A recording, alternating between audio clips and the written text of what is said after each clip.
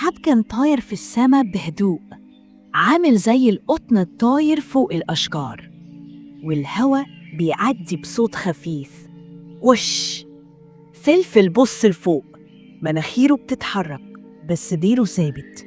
بالونة حمرا مدورة وبتلمع طايرة بهدوء فوق السور. اتهزت مرة ونزلت لتحت شوية وقربت كأنها بتسلم عليه، وبعدين طارت تاني لفوق. ودين فلفل نزلت لتحت، عيونه ركزت، جسمه كله مال لقدام ورجليه خدت القرار. بدأ يتحرك حبة حبة، شمة شمة. جري ورا البالونة في الجنينة، عدى جنب الورد والحشرات. البالونة خبطت في وردة دوار الشمس، بوينج، كأنها بتنط من عليها، وبعدين طارت فوق باب الجنينة. فلفل قرب من السور بيحاول يعديه، الورق لازق في شعره وديله بيرقص زي عرب الساعة. البالونة كانت بتطير قدامه، لونها أحمر زي التوت تحت الشمس، لا بتبعد قوي ولا بتقرب قوي. سنجاب ظهر فجأة من فوق فرع شجرة، بيتفرج على المغامرة دي وعينيه مبهورة. فلفل نزل في بركة مية، تش، رجليه بقت كلها طين ولسانه طالع من حماس. وبعدين البالونة طارت في أرض مليانة زرع، العشب الطويل كان بيزغزغ في بطنه، وأشعة الشمس بتنزل على جسمه زي الذهب.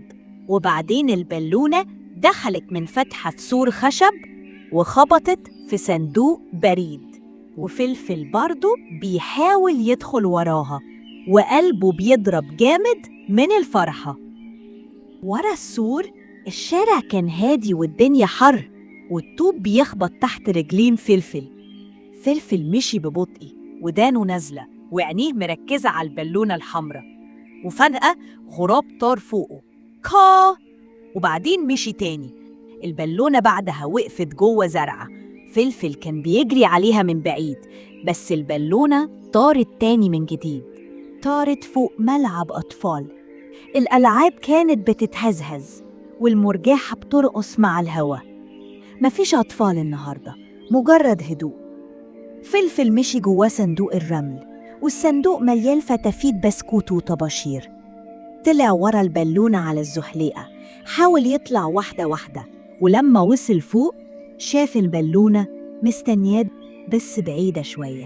حاول يوصلها ونط، ووش، وقع في كومة ورق شجر، طخ، خلى ضفدع وقطة نايمة يتفزعوا مرة واحدة.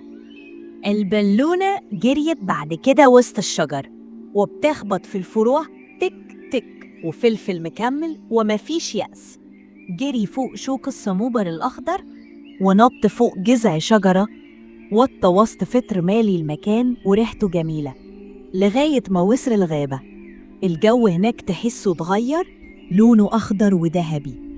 البالونة وقتها بدأت تطير أبطأ من الأول، بتتنايل بين الشجر كأنها عارفة الطريق، وفلفل وراها فوق الطحالب الناعمة، وقلبه بيرقص من الفضول، وريحة جذوع الشجر والحجر المبلول بتزغزغ مناخيره، والهوا كان ريحته قديمة بس جميلة.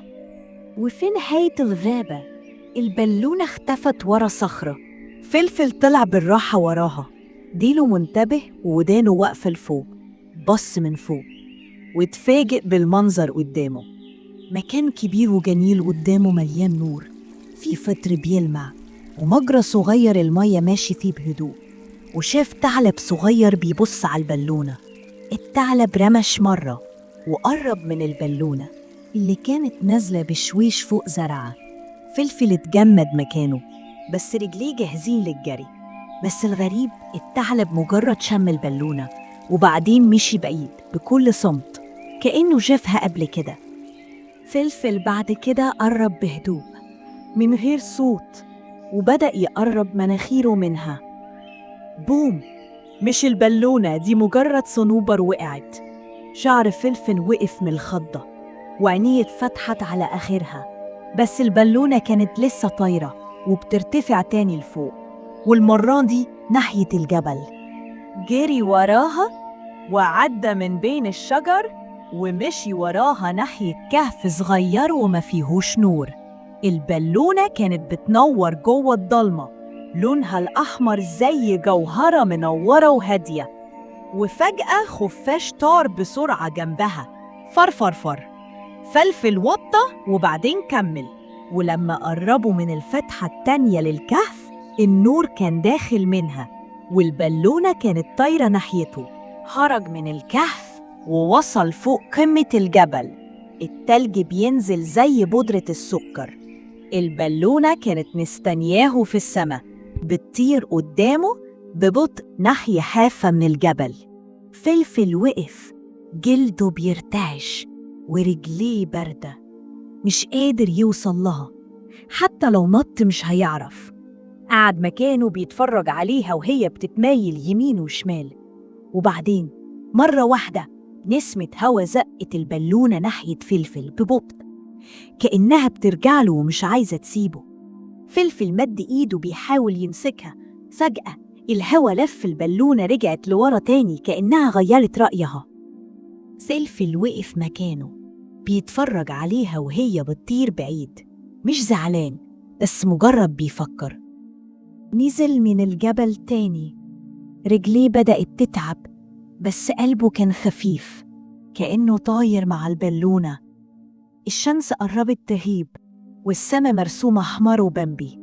رجع من الكهف تاني وبعدين الغابة، ودخل الملعب تاني والمرجيحة بتهز نفسها لسه. ولما وصل البيت نام جنب العظمة بتاعته. ما عادش في أي بالونات حواليه، بس في إيده كان في فتلة صغيرة من زيت البالونة، حمرة وطرية كأنها ذكرى. ما كانش مهم قوي يمسك البالونة، الرحلة كانت هي المتعة الحقيقية، هي السر، هي المغامرة. عشان كده ما كانش زعلان. ساعات اللي بندور عليه بيطير مننا، بس المغامرة بتفضل جوانا مدى الحياة.